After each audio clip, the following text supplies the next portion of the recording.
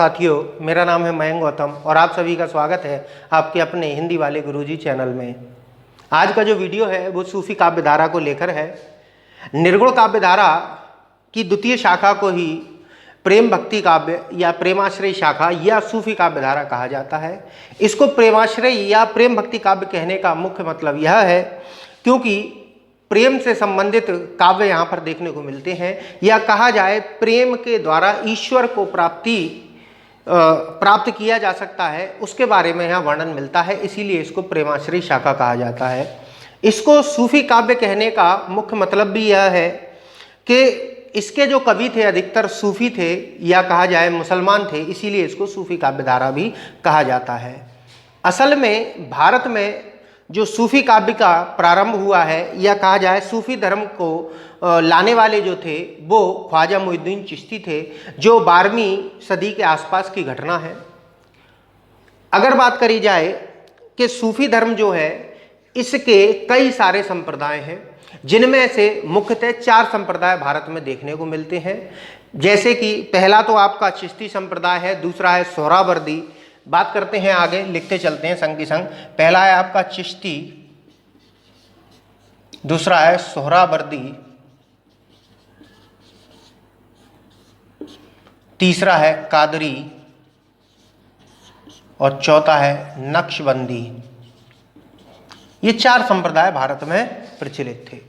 अगर बात करी जाए चिश्ती संप्रदाय के प्रस्तोता जो थे वो तो आप जानते ही हैं, ख्वाजा मोइनुद्दीन चिश्ती।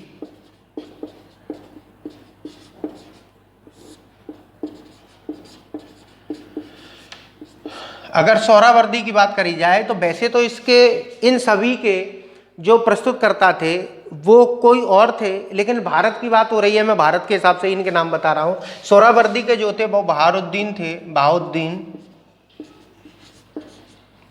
इनका पूरा नाम था बहाउद्दीन जकरिया। कादरी संप्रदाय के भारत में मोहम्मद गौस माने जाते हैं और नक्शबंदी के मोहम्मद क्या नाम है उनका, बाकी, मोहम्मद बाकी माने जाते हैं।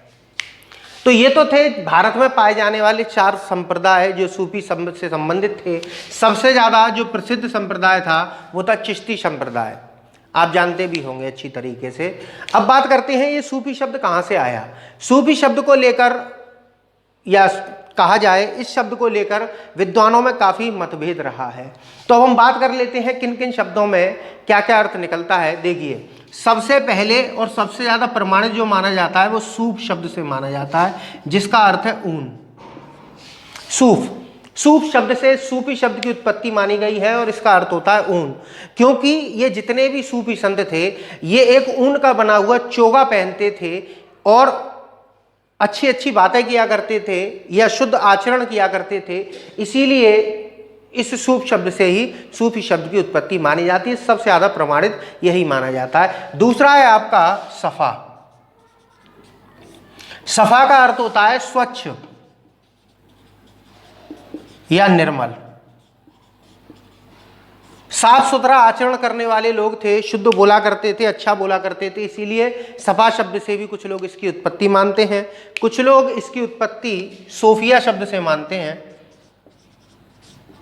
सोफिया का अर्थ है ज्ञान, क्योंकि ये ज्ञान प्रदान करते थे या ज्ञान की बातें किया करते थे, इसलिए सोफिया शब्द से भी कुछ लोग इसकी उत्पत्ति मानते हैं। अगला शब्द है सुफ़ा। सुफ़ा जो असल में है क्या है,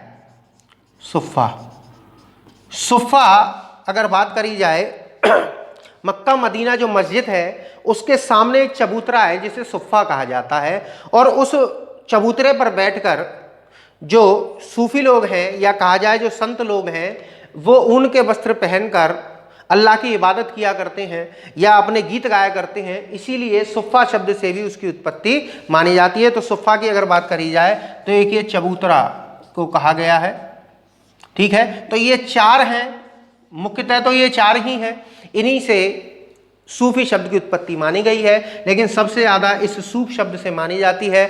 सूफ का अर्थ है या कहा जाए सूफ ऊन को कहते हैं और ये ऊनी वस्त्र का चोगा पहनते थे, इसीलिए इनको सूफी कहा जाता था। अब हम बात करते हैं सूफी काव्य धारा की कुछ विशेषताएं या प्रवृत्तियां एवं उसके कवि व उनकी रचनाओं के बारे में। चलिए देखते हैं। विशेषताओं की बात करी जाए तो सूफी काव्यधारा में लौकिक प्रेम के माध्यम से अलौकिक ईश्वर की प्राप्ति की बात कही गई है, अर्थात इश्क मजाजी से इश्क हकीकी तक की बात कही गई है। लौकिक प्रेम अर्थात इश्क मजाजी और अलौकिक प्रेम अर्थात इश्क हकीकी तक की बात कही गई है। हिंदू संस्कृति का चित्रण, देखिए अधिकतर जो इसके कवि थे वो मुस्लिम थे, फिर भी इन्होंने हिंदू संस्कृति का इसमें चित्रण किया है। इसमें अधिकतर इनकी जो कथानक है वो कोई ना कोई हिंदू परिवार ही रहा है। चलिए बात करते हैं आडंबरों का विरोध। देखिए आडंबरों की इन्होंने बात तो कही है और विरोध भी किया है, लेकिन इतने चरम रूप में नहीं किया जितना कि संत काव्यधारा में देखने को मिलता है।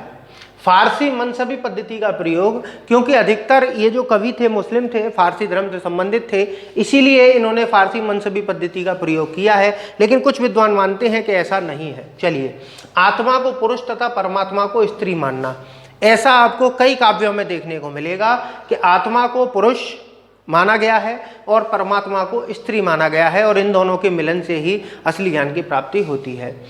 अधिकतर जितने भी कवि हैं उन्होंने अवधी भाषा को ही अधिकतर प्रयोग किया है, इसलिए अवधी भाषा की अधिकता यहाँ देखने को मिलती है। दोहा चौपाई शैलीगत छंद की यहाँ विशेषता पाई जाती है।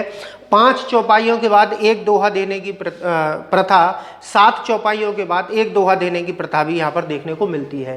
देखिए यहाँ पर श्रृंगार रस की प्रधानता है। देखिए प्रेम भक्ति काव्य है तो श्रृंगार रस की तो बात होगी, और श्रृंगार रस में भी अगर बात करी जाए तो वियोग श्रृंगार रस का सबसे ज़्यादा वर्णन यहाँ देखने को मिलता है। और अगली विशेषता क्या है कि प्रेम गाथाओं का नामकरण जो है वो अधिकतर नायिकाओं के नाम पर है। यहाँ देखिए मैंने सभी का यहाँ पर लिख रखा है, ज़्यादातर नायिकाओं के नाम पर ही इसका नामकरण किया गया है। इसके काव्य में माया को शैतान माना गया है, जैसे वहाँ पर माया को ठगनी माना गया है, वैसे यहाँ माया को शैतान माना गया है, और खंडन मंडन का अभाव पाया जाता है। यहाँ पर इन्होंने अपने काव्य में प्रेम को ज़्यादा महत्व दिया है, किसी के भी खंडन का या कहा जाए किसी की बुराई इन काव्यों में देखने को नहीं मिलती है। चलिए अब बात कर लेते हैं इसके प्रमुख कवि कौन से हैं और प्रमुख उनकी रचनाएँ कौन सी हैं, इनके बारे में थोड़ा थोड़ा हम जानेंगे। देखिए सबसे पहला है असायत। असायत जो थे इनकी जो रचनाएँ हंसावली है, इसका जो कथानक है वो विक्रम बेताल की कथा से लिया गया है, ठीक है। इसके बाद बात करते हैं मुल्ला दाऊद। मुल्ला दाऊद ने चंदायन लिखी है। इसका जो क्या नाम है, नायक है वो लोर है और नायिका का नाम चंदायन है, ठीक है। तो ज़्यादातर ये किनके नाम पर है, स्त्रियों के नाम पर है। अब बात करते हैं कुतुबन। कुतुबन ने लिखी है मृगावती। इस मृगावती को आचार्य रामचंद्र शुक्ल जी ने प्रथम प्रेमाख्यान काव्य कहा है, यानी कि इसको क्या कहा है, प्रथम प्रेमाख्यान काव्य किसने कहा है, रामचंद्र शुक्ल जी ने माना है। कुतुबन ने मृगावती लिखी है। मृगावती जो है इसका जो क्या नाम है उसका, एक चंद्रनगर है उसके राजकुमार हैं, वो इसका नायक है और नायिका मृगावती है। अब मंजन की बात करी जाए तो मंजन ने मधुमालती लिखी है और मधुमालती का जो नायक है वो मनोहर है।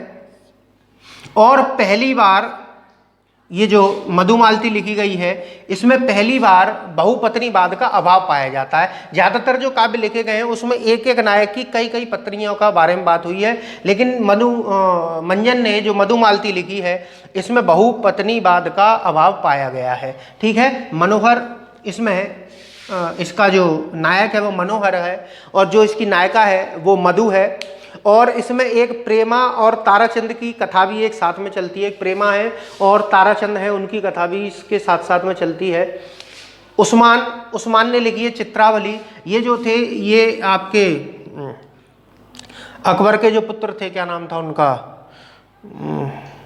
जहांगीर के समकालीन थे। उस्मान जो थे चित्रावली इन्होंने रचना करी है।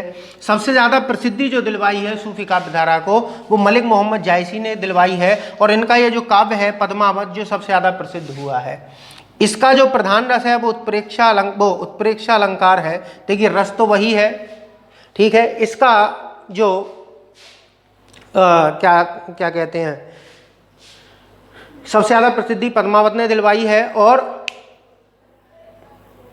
इनकी और रचनाएं भी प्राप्त होती हैं, जैसे अखरावट है और आखिरी कलाम है। चलिए अगले हैं नंददास। नंददास ने जो की है रचना वो है रूप मंजरी। शेख नबी हैं, इन्होंने लिखी है ज्ञानदीप। ज्ञानदीप इनके नायक का नाम है, और क्या नाम है उसका, देवयानी, देवयानी इसकी नायिका है। नूर मोहम्मद ने इंद्रावती लिखी है। जान कवि हैं एक, इन्होंने लगभग 29 प्रेमाख्यान काव्य लिखे हैं, जिनमें से मुख्य ये हैं लैला मजनू। एक फारसी आपने सुनी होगी कहानी लैला मजनू, उसी का हिंदी रूपांतरण इन्होंने किया है लैला मजनू। कथा नल दमयंती, कथा रत्नावली, कथा मोहिनी, ये आपकी कुछ रचनाएं हैं।